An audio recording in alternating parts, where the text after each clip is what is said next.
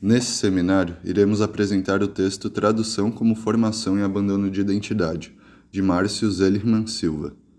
Segundo a filosofia da tradução explicada por Haroldo de Campos, não bastava apenas traduzir de uma língua para outra, mas o mundo deveria ser traduzido e que o conhecimento é tradução, quer seja este poesia ou um artigo acadêmico, já que escrever não é apenas um processo mecânico no qual não existe sentimento.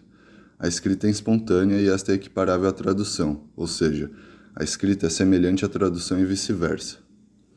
O estigma relacionado à tradução é que ela se trata da passagem de um texto para outro, de um tempo histórico para outro, e de um espaço físico e cultural para outro. E vendo assim, toda tradução é mais do que uma passagem de lado para o outro, mas também depende de outro fato, o abandono.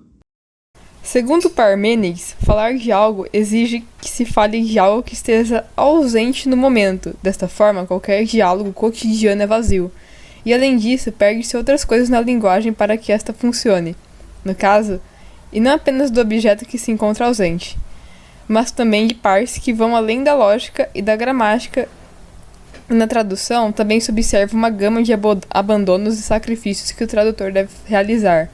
Perdem-se alguns aspectos linguísticos que só existem na língua de partida, como expressões, gírias, trocadilhos e piadas, que só funcionam nela, e que só existem nela, e não são encontráveis na língua de chegada. E além disso, deve-se também abandonar a própria língua, no caso, a de chegada.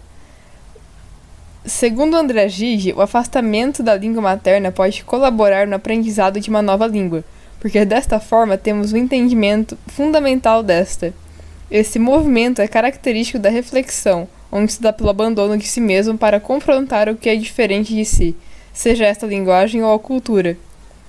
Inclusive, o historicismo é visto pelos românticos como uma forma de tradução, no caso a tradução do passado e culturas do passado que não estão mais presentes hoje, para então o presente.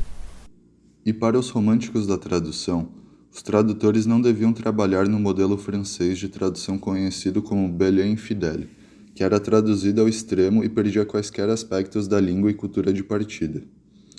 Essa visão tradutória deve ser concedida em respeito ao espírito da linguagem, e, no caso, modificando a língua quando chega na língua de chegada.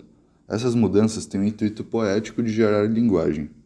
E do ponto de vista romântico, a tradução tem o dever de rejuvenescer a linguagem e a obra, a então recriação da língua originária. Esta que se encontra em constante movimento dentro de si mesma e dentro de outras línguas. Essa concepção, unida a outros conceitos, os românticos iniciam a valorização do sentido, desbancando a linguagem lógica e linear. Nisso se dá valor aos aspectos corpóreos da linguagem, e isso inovou os aspectos tradutórios, onde se buscava uma imitação perfeita, e agora se buscava a arte e criação de um novo mundo, a partir do texto de partida como aspecto resultante do processo de tradução. E isso se compreende como um fato do eu, que só se encontra nessa passagem, ou seja, na tradução. Porém, a linguagem poética existe em tensão com a linguagem comunicativa. Segundo Haroldo, na poesia, toda coincidência fonológica e sentido como um parentesco semântico. Ou seja, as coincidências sonoras que ocorrem na poesia sempre parecem ter um significado. Haroldo trabalha entre a tensão do elemento concreto da linguagem e o valor que se tem na linguagem poética, além de elementos descritivos e narrativos, e a crítica não deve se limitar às obras que foram traduzidas, mas sim toda a linguagem. Nos manifestos de texto da época em que se deu o surgimento da poesia concreta, essa crítica era constante. Haroldo, no entanto, utilizava de métodos sintéticos ideogrâmicos para produzir, ou seja, quando as palavras devem ter ao mesmo tempo seu conteúdo ideético e sua carga de significado, palavras-objetos, com a sua representação própria e independentes, ou seja, seu som e forma visual, palavras-elementos, dispondo-se uma das outras entre si como relações como as visuais e a de espaço. A poesia concreta herdou do movimento artístico cubista a ideia de trazer um código artístico que não apresenta perda de elemento semântico da linguagem.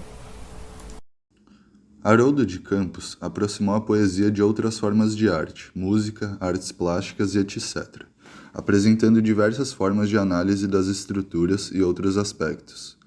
O conceito desenvolvido por Haroldo, em que a poesia tinha a tarefa de restituir a linguagem natural e a linguagem concreta, está no meio entre representar as coisas pelas quais eles são e criar também um mundo fechado em si mesmo, e a crítica entre essas duas formas gerou, por fim, um novo universo estético.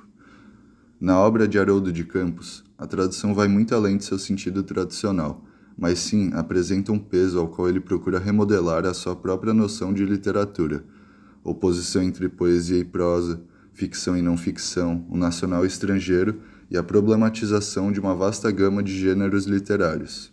Em suas poesias autorais, Haroldo teoriza sobre a literatura e agrega ainda conteúdos de outros poetas, e faz o mesmo em suas traduções. Justifica ainda suas escolhas tradutórias, e seus ensaios sempre tratam sobre a poesia e a poesia de traduzir. E seguindo sua própria concepção do que é linguagem poética, Haroldo de Campos procurava traduzir textos que apresentassem jogos de assonância, aliteração e que tinham elementos sonoros e semânticos. Ou seja, ele sempre se direcionava a textos que estavam longe da literatura portuguesa, seja em seus aspectos diários ou acadêmicos científicos, procurando textos que apresentassem uma baixa carga semântica, elementos que já evidenciassem quais elementos linguísticos Haroldo teria de trabalhar. De modo oposto, tradutores de Belle e Infidèle tendiam a procurar textos que tivessem uma alta carga de elementos semânticos, que favorecia a tradução linear. Segundo Walter Benjamin, os textos que são mais abertos quando se trata de sentido são aqueles que se prestam a ser traduzidos, e textos mais fáceis, como os Belle e Infidèle, já são gastos e trazem uma falsa impressão de traduzibilidade. Mas na verdade o que está acontecendo é uma tradução literal, onde as palavras são trocadas, mas não há um aspecto corpóreo ou estético, ou até mesmo etimológico da língua de partida, o que Haroldo caracteriza como essência da linguagem. Haroldo de Campos compreende que a tradução deve ir além da tarefa do tradutor de restituir o sentido.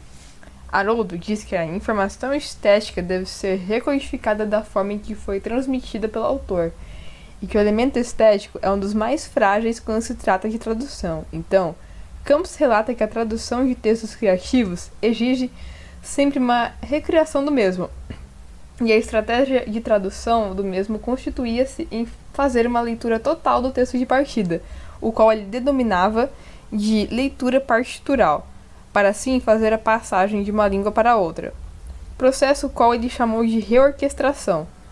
Haroldo trata o aspecto de recriador da tradução como uma necessidade de caráter constante na tradução, onde o tradutor deve sempre compensar por termos que não existem na linguagem chegada.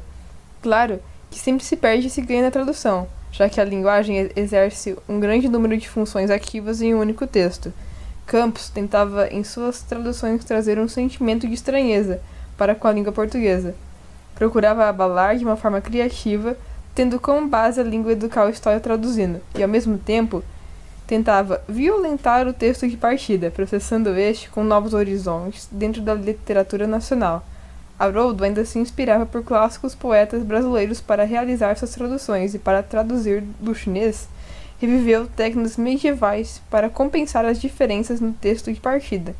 Essa sequência de transformações pode culminar em um então questionamento da própria identidade, e não apenas no sentido lógico, mas também no nacional, o qual só pode ser dado após a compreensão da teoria romântica da linguagem e tradução, levando em conta a linguagem poética e sua valorização como fonte de expressão, ao ponto em que a linguagem lógica é posta em detrimento desta e, além disso, as diversas funções da linguagem em um texto também condicionam a passagem, o qual o texto pode adquirir um novo contexto com base no trabalho tradutório. Para Derrida, a partir da análise de textos de Walter Benjamin, a tarefa do tradutor também é o abandono da noção de identidade, o qual ainda é necessária, mas também apresenta uma necessária impossibilidade, na qual o tradutor deve abrir uma brecha. O tradutor, então, visto como um médium, sempre sai de si mesmo, que sabe separar e abandonar o eu do não eu, o eu do outro. Essa lógica anulante, além de anular, ela também indica espaços dentro da própria linguagem. Porém, com esses espaços tão grandiosos para a tradução, ainda aflige o tradutor que algum dia esses espaços se estreitem, e não se encontra em palavras para expressar o que se faz necessário. E segundo Haroldo, isso não se limita ao tradutor, mas também ao escritor.